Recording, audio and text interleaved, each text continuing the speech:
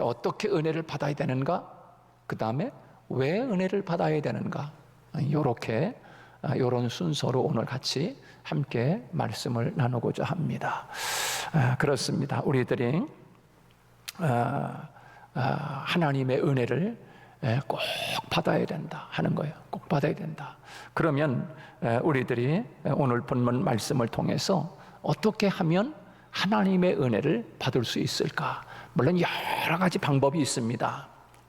수학도 그냥 잘하라고만 하는 게 아니라 수학도 공식을 가르쳐 줘야 아이들이 수학 문제를 푸는 것처럼 신앙생활도 어떻게 하는 방법이 있고 또 은혜 받는 방법이 있고 비결이 있지요. 근데 그런 것들을 잘 여러분들이 붙잡아서 그렇게 신앙생활을 하면 은혜 받고 또 믿음 생활도 잘할 수가 있는 것이지요.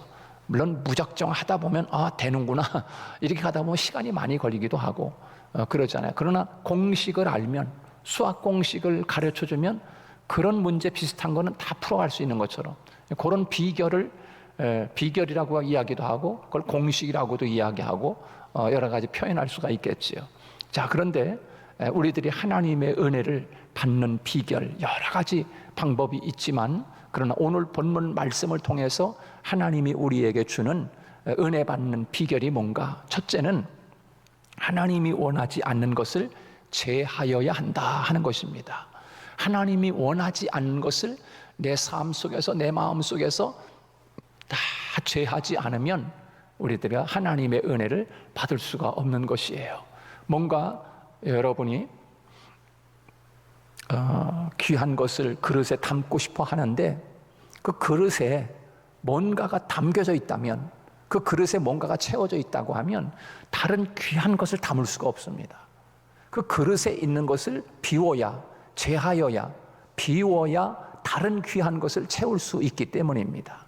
그러니까 하나님의 은혜 받는 것은 내 하나님께서 원하지 않는 것을 내 삶으로부터, 내 마음으로부터, 내 개인적인 모든 삶 속에서 하나님이 원하지 않는 것을 제하여야 된다. 그래서 오늘 본문 8절 9절 말씀에서 그것을 제일 먼저 우리에게 말씀해 주고 있어요. 우리 한번 8절 9절 말씀 한번 같이 읽어볼까요? 8절 9절 다 같이 시작. 내 백성이여 들으라, 내가 내게 증언하리라. 이스라엘이여 내게 듣기를 원하노라. 너희 중에 다른 신을 두지 말며 이방 신에게 절하지 말지어다. 그렇게 말씀해 주고 있어요.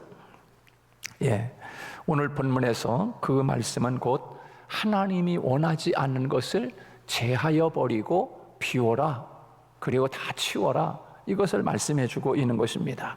하나님이 주시는 은혜를 받기 위해서는 하나님과 교통할 수 있도록 하나님이 가장 싫어하는 우상을, 그 우상을 제하여야 된다 하는 거예요. 우상을 다 버려야 된다는 거예요. 일반적으로 이 우상이라고 하는 것은 다른 신을 섬기는 것을 이야기합니다. 일반적인 것입니다. 그러나 우상이라고 하는 단어를 찾아보니까 그 우상이라고 하는 단어는 엘릴이라고 하는 히브리 말로 기록되어 있어. 엘릴, 이것은 바로 헛것이래. 헛것.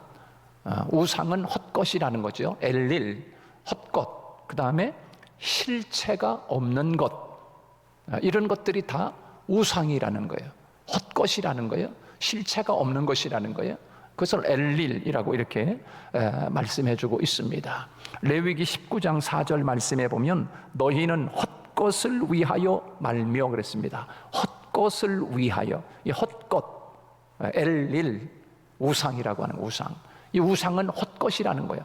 실체가 없는, 아무 소용없는 마네킹과 같은 거죠.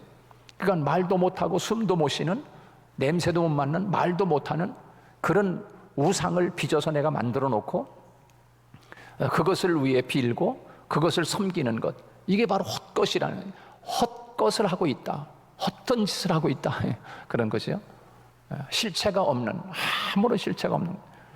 그래서 시편 97편 7절 말씀해 보면 조각한 신상을 섬기며 허무한 것으로 자랑하는 자는 다 수치를 당할 것이라. 너희 신들아, 그래서 너희 신들아 여호와께 경배할지어다, 그렇게 말씀해주고 있어요.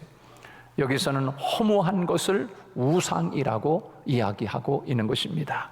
인간이 스스로 조각한 신상을 신이라고 믿고 따라가는 그런 것이야말로 타락한 인간에게 주어진 저주라고 할 수가 있는 것이에요. 볼 수 있거나 들을 수 있는 것도 아닌데 형상을 만들어 놓고 섬기는 것이야말로 보이는 물질에 사로잡힌 인간의 욕망이 만들어낸 허상이라고 하는 거, 허상. 먹음직도 하고 보함직도 하고 지혜롭게 할 만큼 탐스럽게도 한 선악과가 바로 인간의 욕망을 자극하는 것입니다. 이러한 마귀의 음모에 속아서 그것을 사모하고 갈망함으로 나타나는 현상이 바로 우상이라고 하는 것을 우리는 깨달아야 합니다. 따라서 현대사회 속에서 우리에게 나타나는 우상은 하나님을 믿고 섬기는 마음을 빼앗아가는 그 어떤 것이라도 모두가 다 우상이 된다는 거예요. 하나님을 섬기는데 우리의 마음을 빼앗아가는 그것이 우상인 거예요. 오늘날 우리에게 있어서 그 시대마다 다 틀리지만, 그러나 현대를 살아가는 오늘 우리들에게 있어서 하나님을 섬기는 마음을 빼앗아가는 것들, 그것이 바로 하나님 앞에 우상이라고 하는 것을 우리는 잊지 말아야 합니다. 이런 현상은 결국 우리가 가지고 있는 욕망 때문이라는 거예요. 욕망, 내가 가지고 있는 그 욕망 때문에 하나님을 섬기는 그 마음을 다 빼앗아가. 그 욕망에 사로잡혀서 그것을 추구하고 그것에 붙잡혀 있는 거죠. 그래서 하나님 섬기는 것을 다 마음을 빼앗아가는 거 말하는 거예요. 그래서 골로새서 3장 5절 말씀에 보면 탐심은 뭐라 했어요? 우상숭배니라, 그렇게 말씀하고 있어요. 그러니까 우리 마음속에 탐심, 그 탐욕, 이런 것은 바로 곧 그것이 우상이 된다는 거예요. 그 탐욕과 탐심으로 말미암아 하나님 섬기는 마음을 빼앗아가기 때문에, 여러분의 마음속에 예를 들어서 막 그 돈에 대한 욕심이 있단 말이에요. 그럼 그것 때문에 그냥 돈 버는 데만 혈안이 돼 있어.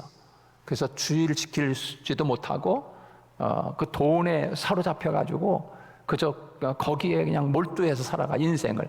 그러다 보면 그것이 욕망이 되고, 그것이 욕심이 되고 탐심이 돼서 그것의 노예가 되는 거예요. 그것이 곧 우상이 될 수 있는 거예요. 하나님 섬기는데도 제대로 섬기지 못하고 이렇게 돼버리는 거죠. 그래서 탐심은 우상 숭배니라 아주 분명하게 골로새서 3장 5절에서 우리에게 잘 말씀해 주고 있습니다. 우리가 말씀을 들으려고 하는 시간을 빼앗아가고 우리의 마음을 방해하는 것들이 있으면 반드시 그것을 우리의 마음속에서 제거해야 합니다.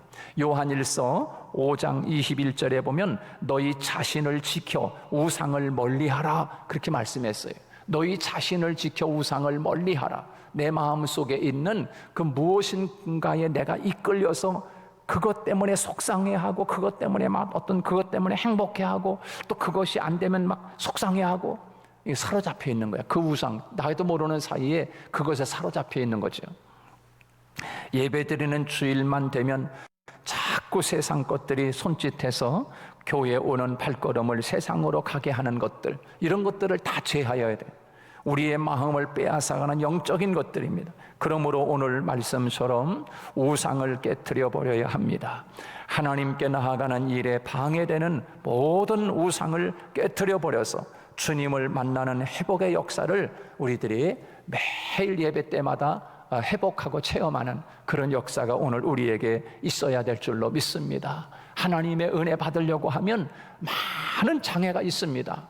어떻게 하는지 내가 하나님의 은혜를 받고 살아야 되겠다라고 마음먹은 순간부터 그 은혜를 받지 못하게 하는 여러 가지 것들이 우리 앞을 가로막는 것을 볼 수가 있어요.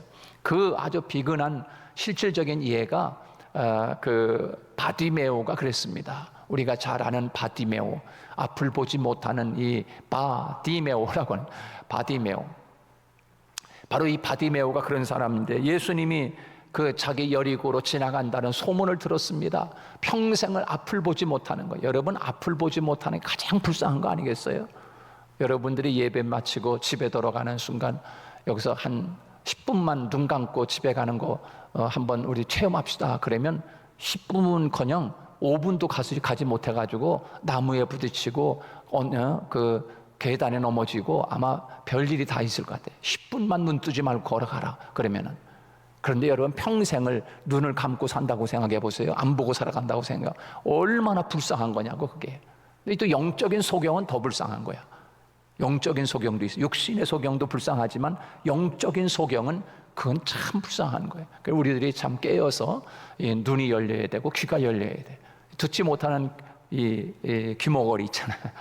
말 못하는 벙어리, 또 보지 못하는 소경, 이 참 불쌍한 거야. 헬렌 켈러 같은 사람은 삼중고를 겪은 사람 아닙니까? 듣지 못하고, 보지 못하고, 또 말하지 못하고, 이 삼중고야. 이게 도대체 사는 거겠어요? 어찌 이 지옥도 아마 이런 지옥은 없을 것 같아. 근데 여러분, 우리들이 세상을 살아가면서 이렇게 깨달아야 되는데, 이 바디메오라고 하는 사람이 어느 날 여리고로 예수님이 지나간다는 소문을 들었습니다. 그런데 그 바디메오가 저 예수님을 만나기만 하면 아니 문둥병자도 고침받고 어떠한 열병도 고침받고 다 고침받는, 내가 저 예수님 이제 이 여리고로 지나가는데 언제 또 올지 모르는데 저 예수님을 내가 놓치면은 나는 평생 이러고 산다, 이런 생각을 아마 그 바디메오 가지고 있었지 않겠습니까?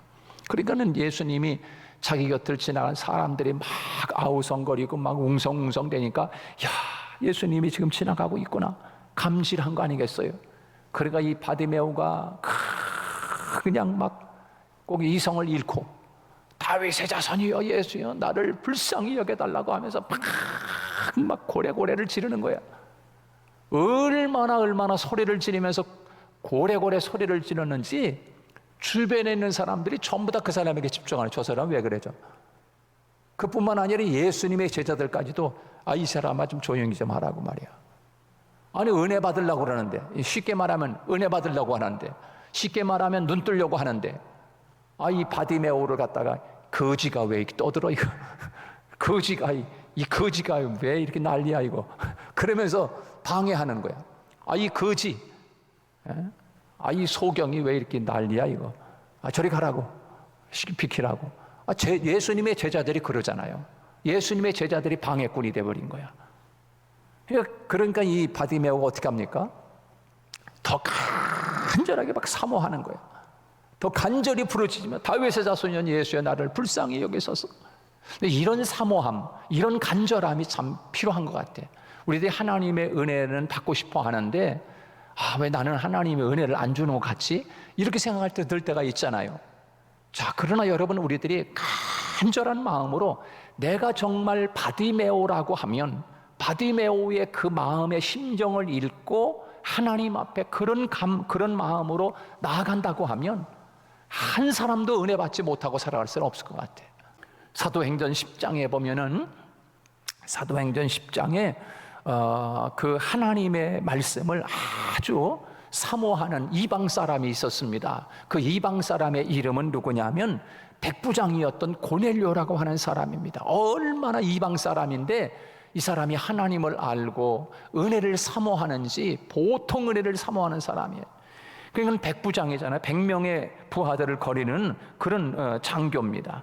고넬료라고 하는 사람인데 하나님이 이제 사도 베드로를 보내서 말씀을 듣게 하는데 얼마나 하나님이 그 고넬료가 하나님의 은혜를 사모하는지 그 하나님이 베드로를 준비해서 고넬료의 집에 보내지 않습니까?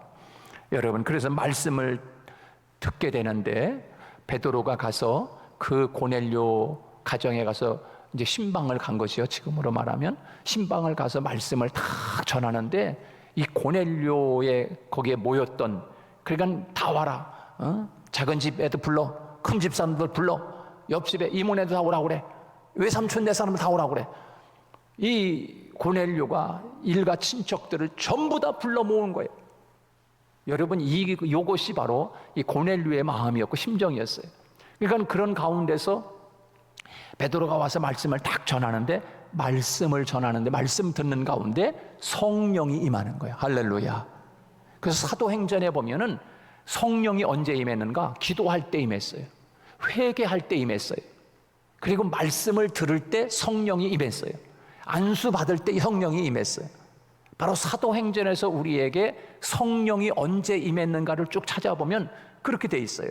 회개하고 말씀 듣고 그 다음에 기도하고 또 안수 받고 이럴 때 하나님의 성령이 임한 거예요. 근데 고넬료의 가정에는 하나님의 말씀을 와서 베드로가 말씀을 막 전하는데 성령이 그 말씀 듣는 사람 가운데 성령의 은혜가 충만해. 그 은혜가 임한 거예요.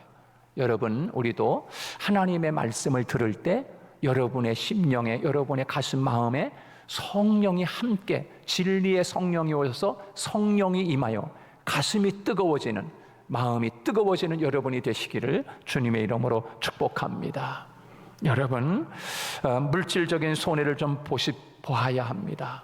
또 이 은혜를 사모하고 은혜를 받으려면 내가 하나님의 은혜 받는데 방해되는 것들을 제하려면 물질의 손해가 있어요. 뿐만 아니라 이웃과의 관계도 좀 뒤로 미뤄야 됩니다. 그리고 주일 하나님께 예배를 드리기 위해서 집안 친척들과 만남도 좀 예배 후에 가져야 됩니다. 그래야 하나님의 은혜가 임하는 건데 이런 것들이 전부 다 내 앞에 첩첩이 산처럼 쌓여 있어가지고 하나님의 은혜를 하나님이 주고 싶어하는 마음으로 하나님의 손에 들고 있는데 이런 것들을 제해버리지 않으면 우리가 어떻게 그 하나님의 은혜를 받을 수가 있겠습니까? 그래서 이런 것들, 하나님의 은혜를 받지 못하는 그것들이 곧 우리에게 오늘 본문에서는 우상들을 멀리하라, 우상을 제하라, 좀 듣거라, 좀 들어. 하나님이 이렇게 왜 이렇게 말을 안 듣냐? 하나님이 계속 들어라, 들을지어다, 듣기를 원한다. 하나님이 계속 그 말씀하고 있는 거예요. 근데 우리는 들어도 그만, 안 들어도 그만, 그냥 그러잖아요. 그런데 오늘 본문에서 우리들에게 하나님이 하시는 이 말씀을 정말 마음에 새기고 하나님의 은혜 받지 못하게 하는 그것들을 다 제하여 버리는 거예요. 내 마음속에 다 제하고, 또 돈 버는 것도 조금 손해볼지라도 좀 미루고, 친구 만나는 것도 급하지만 좀 미루고, 그리고 친척 만나는 것도 좀 급하지만 예배 후로 미루고, 이렇게 하나님의 은혜 받는 것을 가장 우선에 두고 하나님 앞에 나아간다면, 그리고 하나님의 은혜 받는 것에 방해되는 것도 있다고 하면 그것들이 나에게서 우상이다 생각하고 다 제하여 버린다고 하면 하나님이 얼마나 기뻐하시겠습니까? 그래서 첫 번째로 은혜 받는 비결은 내 삶 속에서 하나님을 섬기고 은혜 받는데 방해되는 것들을, 마음을 빼앗아가는 것들은 다 제하여 버리라. 이것을 우리에게 말씀해 주고 있는 것이고, 두 번째는 해야 할 일이 뭐냐면 내 입을 넓게 열라는 것입니다. 내 입을 넓게 열라. 오늘 10절 말씀인데 우리 같이 한번 읽습니다. 10절 시작. 나는 너를 애굽 땅에서 인도하여 낸 여호와 내 하나님이니 내 입을 크게 열라. 내가 채우리라 하였으나 그랬습니다. 예, 두 번째는 내 입을 크게 열라라고 말씀하고 있는 거예요. 내 입을 크게 열라라고 하는 것은 다른 말로 하면 사모하라는 것입니다. 사모하라. 간절히 사모하라. 하나님이 어떤 분인가를 분명하게 밝히시는 거예요. 내가 너를 애굽 땅에서 인도해낸 여호와 하나님이라고 말씀했어요. 그렇습니다. 하나님은 우리를 애굽 같은 세상에서 구원해내신 약속의 하나님이십니다. 바로 이 말씀을 오늘 신약적으로 해석한다고 하면 십자가에서 아들을 내어주면서까지 나를 구원하신 하나님께서 지금 말씀하시는 거예요. 우리를 구원하기 위해서 아들의 생명을 아끼지 아니하시고 십자가에 내어주시기까지 우리들을 사랑하시고 그렇게 우리들을 하나님이 하셨습니다. 그 하나님이 지금 우리에게 이렇게 말씀하는 거예요. 내 입을 넓게 열라, 크게 열라, 내가 채워줄게. 그렇게 말씀하고 있는 거지요. 여러분, 명령과 약속이 들어있습니다. 명령은 무엇입니까? 내 입을 넓게 열라는 것입니다. 그리고 하나님이 그 넓게 크게 여는 곳에 하나님이 채우겠다는 거예요. 요즘은 잘 볼 수가 없는데 예전에는 시골에 집에 가면은 그 시골에 그 제비들이 얼마나 많이 날라와가지고 제비집을 짓고, 제비도 한두 집 짓는 게 아니야. 막 여기도 짓고 저기도 짓고 뭐 사랑방채도 짓고 안채도 짓고, 하여튼 제비를 그렇게 제비들이 많이 날라와서 그 집을 짓는데, 얘들은 왜 이렇게 바보처럼 집에다가 집을 짓는지 몰라. 그 좀 이렇게 딴 데 언덕에다 짓든지 바위 옆에다 짓든지 그러면 좋을 텐데, 누가 타치 안 하고 좋을 텐데 꼭 집에다가 그렇게 또 제비들은 그 집을 짓고 그런단 말이에요. 집을 짓고서 새끼를 까가지고서 이 새끼들이 한 4-5마리가 나오면은 제비가 날아가가지고 잠자리를 잡아가지고서 와가지고서 그 새끼에다가 입에다가 넣어주잖아요. 그리고 여러분 그 어미 제비가 잠자리 먹이를 갖고 와서 이렇게 딱 넣어줄 때 그 새끼들 3마리 4마리 중에서 입을 가장 크게 벌리는 사람에게 그 제비가 꼭 넣어주게 돼 있어요. 여러분 그 중에서도 너무 배고픈 새끼는 입을 그냥 떨어질 정도로 벌려가지고 거기에 딱 애미가 날라오면 그냥 그대로 그냥 거기다가 꽂아주는 거야, 입에다가. 여러분, 저는 그걸 생각하면서, 야, 우리가 하나님의 은혜 받는 것도 이렇게 했구나. 정말 하나님 앞에 내 입을 넓게 열라. 제비가 입을 딱 벌려가지고 있을 때 엄마가 탁 먹이를 넣어주는 것처럼 우리가 하나님 앞에 간절한 마음으로 우리의 마음의 입을 크게 열어서 벌린다면 하나님이 다 채워주실 줄로 믿습니다. 제비신앙, 제비신앙. 이 중요한 것 같아요. 자, 여러분 오늘 본문을 볼 때 이 새끼 새들이 새둥지에서 입을 힘껏 벌리면서 맛있는 먹이를 찾고 있는 그림같이 보이지 않습니까? 네, 입을 넓게 열어라, 내가 채울게. 이렇게 지금 말씀하고 있어요. 여러분 그렇습니다. 마가복음 6장에 보면 예수님이 자기 고향에 갔다가 심한 배척을 당합니다.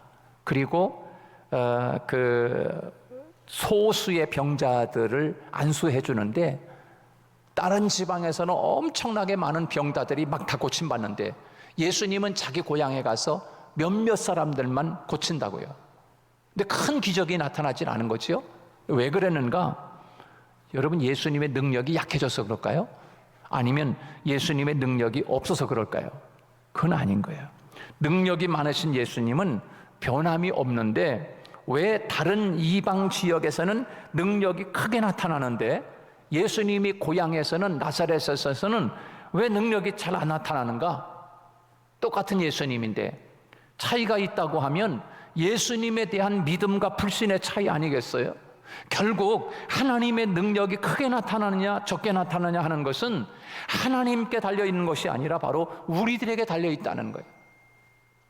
예수님은 이방인 지역에 갔을 때 엄청난 많은 그런 병자들을 고치고 그렇게 했어요. 그런데 예수님이 고향에서는 그렇게 나타나질 않는 거예요. 여러분, 저는 이 말씀 본문을 생각하면서 참 너무나 많은 생각을 했어요. 우리 성도들이 그저 이재수 목사를 보기를 매일 보니까 그냥 매일 똑같은 사람이다. 그저 오늘도 가서 예배는 한번 드리고 오지 뭐, 이런 마음으로 온다고 하면 이게 예수님의 고향에 친척들이 사는 데 갔을 때 하나님의 기적이 많이 나타나지 않는 것처럼, 그러면 얼마나 안타까우겠어요? 여러분은 매일매일 새롭게 하나님을 만나러 가는 심정을 가지고 그렇게 나아간다고 하면 오늘 우리에게도 큰 은혜가 나타날 줄로 믿습니다. 이게 두 번째, 아주 중요하게 우리들에게, 첫째는 은혜 받는 것을 은혜 받지 못하게 하는 것 제하여 버리고, 두 번째는 내 입을 넓게 열라, 크게 사모하라는 것을 우리들에게 말씀해 주고 있는 것이에요. 자, 그러면 우리들이 왜 은혜를 받아야 되느냐는 거예요. 왜 은혜를 받아야 되는가? 그렇게 은혜를 받아야 되는 이유가 뭡니까? 문제는 하나님의 자녀로 살아야 하기 때문입니다. 하나님의 자녀로 살아야 돼. 하나님의 자녀로 산다는 게 뭡니까? 세상에서 하나님의 자녀로 산다는 것은 빛과 소금의 역할을 감당하며 산다는 것입니다. 여러분, 우리가 하나님 믿으면서 세상에서 하나님의 영광을 드러내면서 빛과 소금의 역할을 감당하기 위해서 우리가 뭐 가지고 하겠습니까? 하나님의 은혜 받지 않으면 우리는 소금과 빛의 역할을 감당할 수 없어요. 다시 말해서 맛을 잃은 소금이라고 성경은 그렇게 표현하고 있어요. 은혜 받아야 세상 속에서 하나님의 자녀로 살아갈 수 있기 때문에, 그래서 은혜가 필요한 거예요. 그래서 사모해야 되는 거예요. 그래서 받아야 되는 거예요. 그 다음에 왜 우리들이 하나님의 은혜를 받아야 되는 것입니까? 하나님을 위해서 사명을 감당해야 되기 때문입니다. 하나님의 일을 위해서 은혜 받지 않으면 일할 수 없습니다. 능력 받지 않으면 어떻게 하나님의 일을 할 수 있습니까? 그래서 하나님 은혜 주세요라고 할 때 바로 이런 것들이 전제되어야 되는 거예요. 하나님의 자녀로 살아가야 되지 않습니까? 하나님이 내게 맡겨주신 직분, 집사의 직분, 권사의 직분, 교사의 직분, 성가대의 직분을 감당할 수 있으려면 하나님의 은혜가 필요합니다. 하나님의 능력 가지고서 주의 사명 감당할 수 있습니다 라고 나아갈 때 하나님의 일을 감당할 수가 있는 거지요. 우리의 힘으로 할 수 없습니다. 그 다음에 여러분, 왜 하나님의 은혜를 받아야 되는 것입니까? 하나님의 자녀로 풍성한 삶을 살아가기 위해서 아니겠습니까? 하나님의 자녀로 이 땅에 살면 하나님이 주시는 은혜와 풍성함이 있습니다. 그러므로 하나님의 은혜를 간절히 사모해서 매 예배 때마다 하나님의 은혜를 꼭 붙잡고 가슴에 품고 돌아가는 저와 여러분이 되시기를 주님의 이름으로 축복합니다.